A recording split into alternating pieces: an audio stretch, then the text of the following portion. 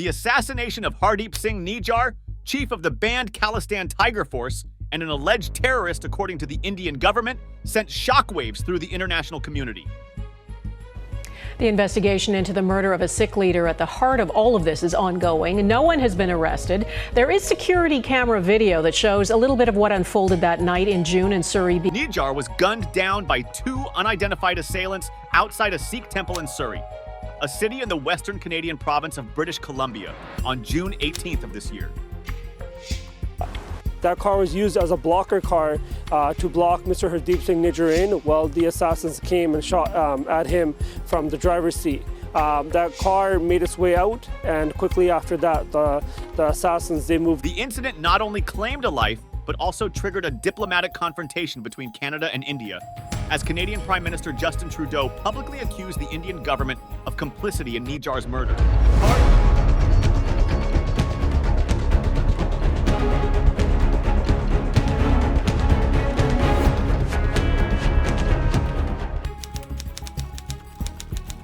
Hardeep Singh Nijjar, age 45, hailed from the North Indian state of Punjab and had migrated to Canada in the 1990s. He had garnered the label of a terrorist from the Indian government due to his active involvement in the Khalistan movement, a separatist campaign advocating for an independent Sikh homeland to be carved out of Indian territory. The Indian authorities had long criticized Canada for providing a haven to Sikh separatists, including Nijjar. Tragically, at the time of his brutal murder, Nijjar was actively working on organizing an unofficial Sikh diaspora referendum on independence from India. The 1970s and 80s witnessed a violent Sikh insurgency in North India, which was ultimately quashed by a government crackdown, resulting in the loss of thousands of lives, including prominent Sikh leaders.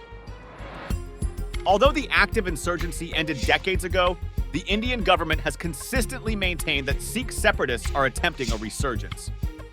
Consequently, India has been urging countries like Canada, where Sikhs make up over 2% of the population, to take measures to curb these elements.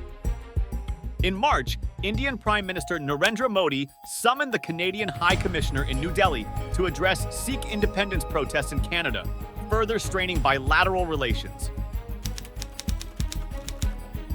India categorically denies any involvement in Nijjar's killing and vehemently rejects Trudeau's allegations as absurd and motivated.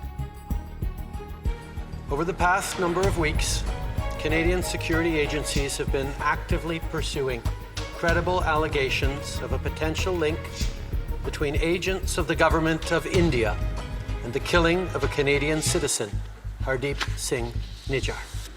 That all steps be taken to hold perpetrators of this murder to account.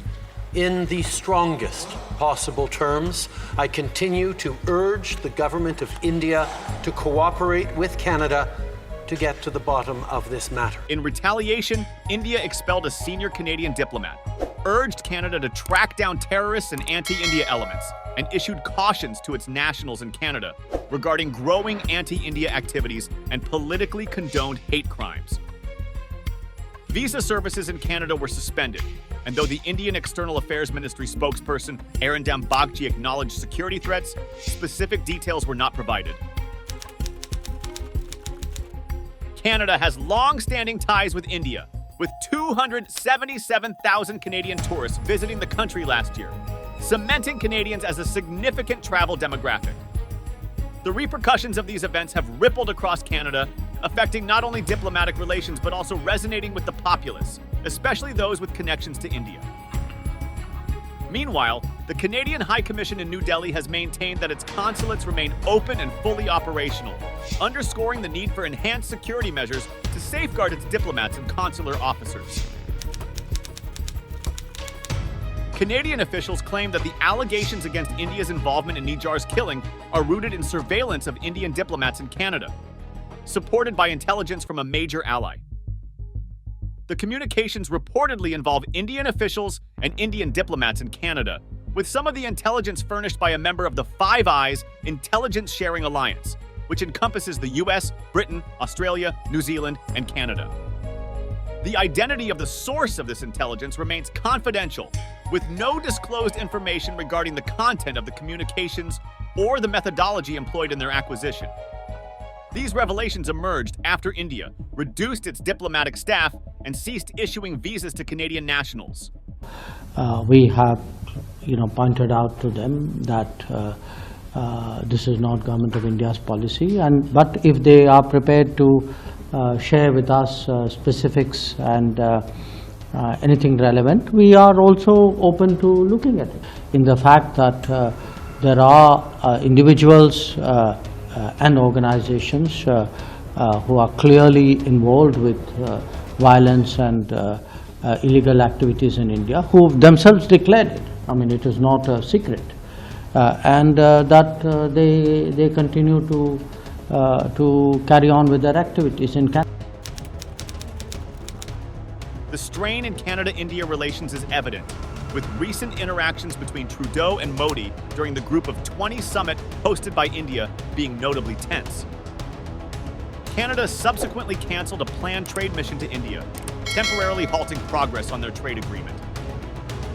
Trudeau has emphasized the importance of India's cooperation in the ongoing investigation, asserting that any involvement by the Indian government would be considered unacceptable. To date, Canada has not provided public evidence to substantiate Trudeau's allegations. Canadian UN Ambassador Bob Rae has emphasized the significance of allowing justice processes to naturally unfold. Canadian Foreign Minister Melanie Joly has confirmed the expulsion of the head of Indian intelligence in Canada, citing potential violations of sovereignty and reiterating Canada's unwavering commitment to the rule of law. Interestingly, traditional Canadian allies have adopted a cautious approach to the matter. This could be attributed in part to their perception of India as a counterweight to China's growing global influence. This is not the Government of India's policy.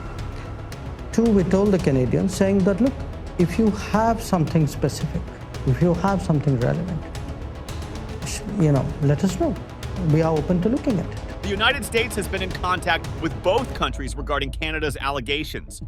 The Americans have been with us in speaking to the Indian government about how important it is that they be involved in following up on the credible allegations. What I will say, however, is that we have consistently engaged with the Indian government on this question and have urged them to cooperate. With U.S. National Security Advisor Jake Sullivan underscoring that no special exemptions apply to actions of this nature. We have been in close contact with Canada about that, and at the same time we have engaged with the Indian government and urged them to work with Canada on an investigation. India has maintained silence regarding the surveillance of its diplomats in Canada amidst diplomatic expulsions, travel advisories, and visa suspensions. Canada's Public Safety Minister, Dominic LeBlanc, has revealed that Canada's National Security Advisor and the head of its spy service have visited India to engage with their counterparts and present the allegations to Indian intelligence agencies. In conclusion, the unprecedented nature of Prime Minister Trudeau's public statement in Parliament directly implicating another nation marks a significant turning point in diplomatic relations. As Canada awaits further developments, the expulsion of India's intelligence head in Canada and the potential consequences for technology transfers, information sharing, and intelligence cooperation highlight the gravity of the situation. Trudeau has appealed for calm among the Indo-Canadian community, emphasizing the importance of upholding the rule of law in Canada. The resolution of this contentious issue will likely be shaped by international dynamics and the pursuit of justice. If you found this video insightful and want to see more, check out some of our previous videos and hit the subscribe button to stay connected.